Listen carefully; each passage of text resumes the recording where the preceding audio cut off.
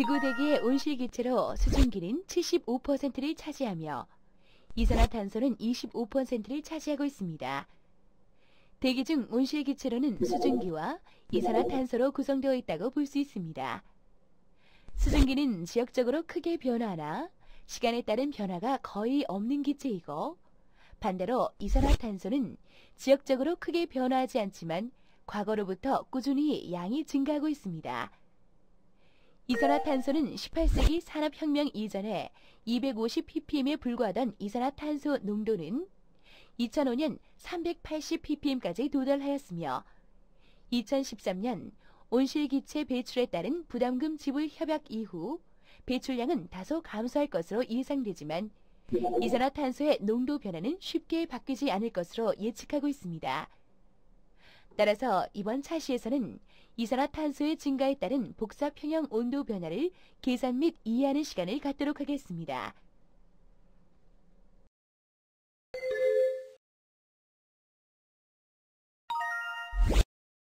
안녕하세요.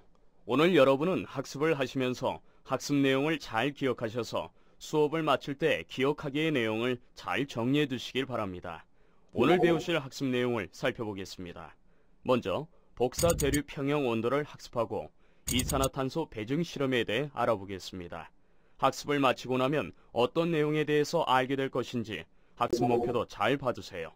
자, 그럼 학습을 시작해 볼까요?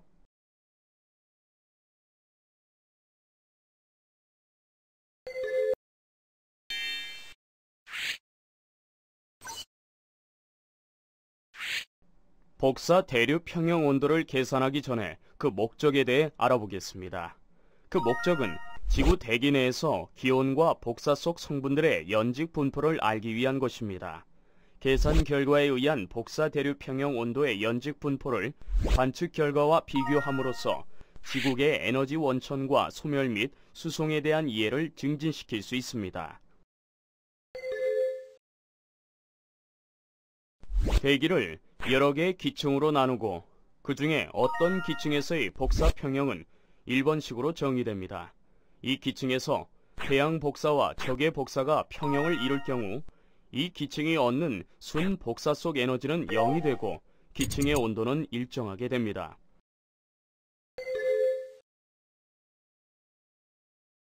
하지만 대륙권에서는 복사 평형을 만족하지 않고 연지 기온 분포는 특정한 기온 가미를 따라 변화하는 것이 타당합니다.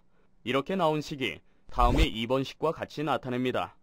따라서 대기를 여러 개의 기층으로 나누어 가장 위의 기층부터 아래쪽으로 복사 평형에 의하여 기층 온도를 결정하고 대륙권의 기층에 도달하면 그 기층부터 지표면까지의 모든 기층 온도는 특정 기온 가밀에 따라 결정될 경우 각 기층의 온도를 복사 대류 평형 온도라고 합니다.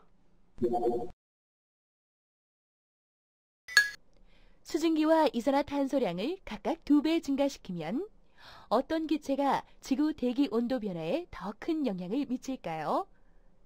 다음 답안을 작성해 보시고 내용을 확인해 보세요.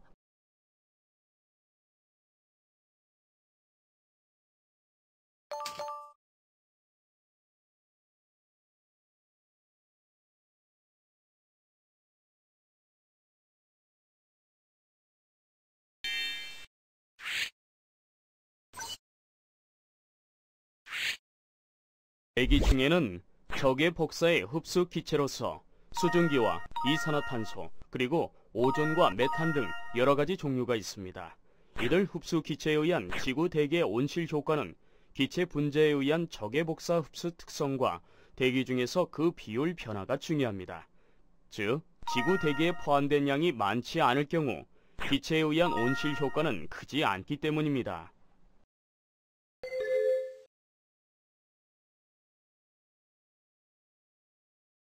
그러나 수증기는 지구 대기의 온실 효과를 일으키는 주요한 흡수체이나 그 양이 보존되는 기체입니다. 그리고 메탄은 개개의 분자들에 의한 온실 효과가 크고 미래에 그 양의 변화가 기대되지만 전체 대기 중에서 차지하는 양이 적기 때문에 관심을 끌지 못하고 있습니다.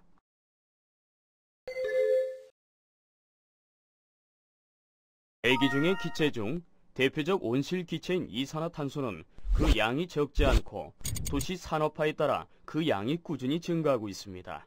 그리고 적의 복사 흡수력이 비교적 강한 편입니다.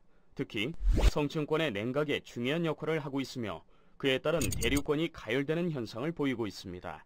다음의 그래프는 이산화탄소 양의 변화를 그래프로 나타낸 것입니다.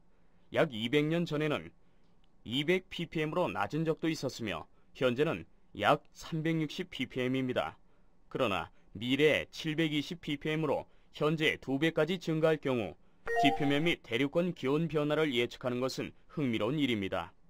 조금만 더라는 버튼을 누르시면 이산화탄소의 그래프에 대해 보실 수 있습니다.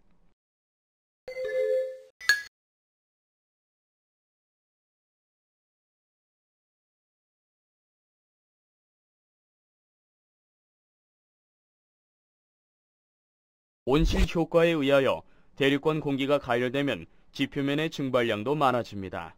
그렇기 때문에 대기 중의 수증기량 변화가 예상되고 대기 중의 수증기량을 진단할 수 있는 요소로서 다음과 같은 수증기 혼합비 식과 상대 습도 식이 있습니다.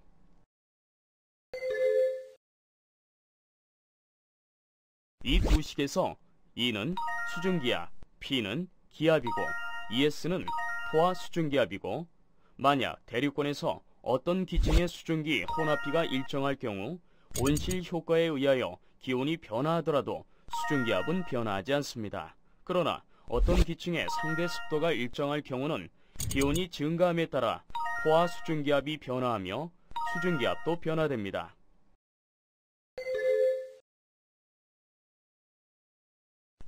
대기를 여러 개의 기층으로 나눌 경우 각 기층에 입력되는 기체량은 혼합비로 나타내는 것이 편리합니다. 그래서 다음과 같이 수증기 피드백 효과로 나타냅니다.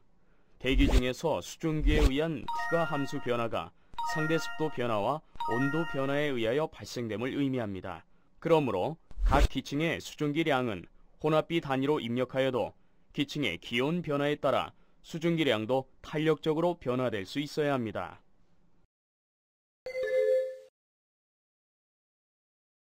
중위도 여름철 표준대기 자료를 살펴보겠습니다. 복사 대류 평형 온도를 계산하기 위하여 이산화탄소는 200ppm과 360ppm 그리고 720ppm으로 변화시킬 경우 지표면과 대기 기층의 온도 변화를 조사하였습니다. 그 결과 성층권에서는 이산화탄소가 증가할수록 적의 복사 방출 에너지가 증가하기 때문에 복사 평형 및 복사 대류 평형 온도는 낮아지고 반대로 지표면의 온도는 상승하였습니다.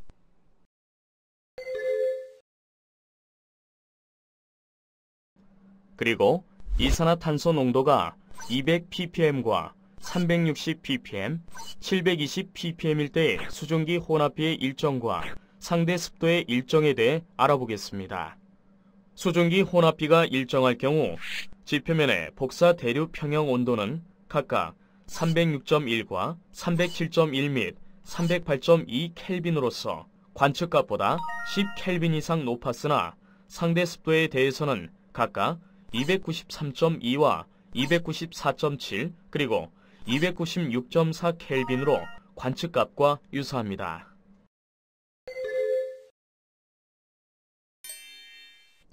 오늘의 주요 학습 내용을 같이 살펴볼까요? 첫 번째로 복사 대류 평형 온도에서 성층권 이상의 고층 대기와 대류권에 대해 배웠습니다.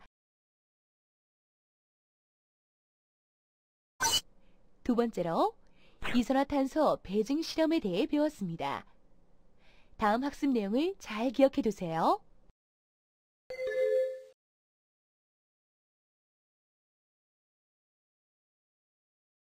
오늘 배운 내용을 간단한 문제를 통하여 확인해 보도록 하겠습니다. 그럼 시작해 볼까요?